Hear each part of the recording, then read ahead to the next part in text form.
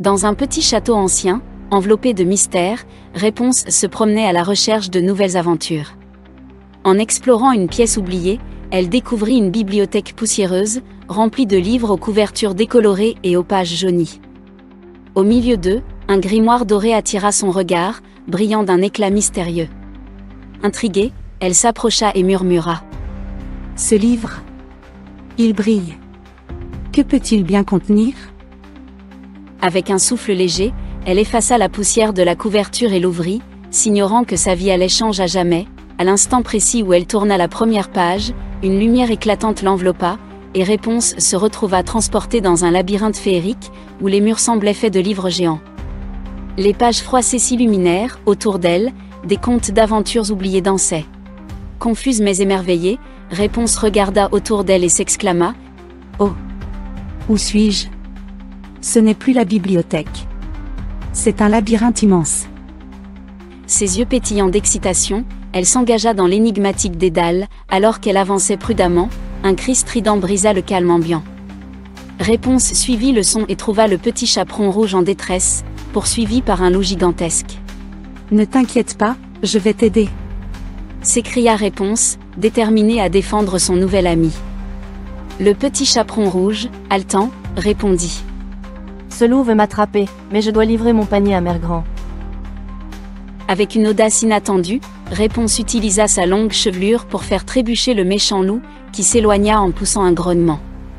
La gratitude du chaperon rouge illumina le cœur de Réponse. Rassemblant son courage, Réponse continua et arriva bientôt devant une immense porte ornée d'étoiles, gardée par nul autre qu'Aladin, qui tenait une lampe magique scintillante. Pour passer, tu dois répondre à cette énigme, plus tu en prends, plus tu en laisses derrière toi.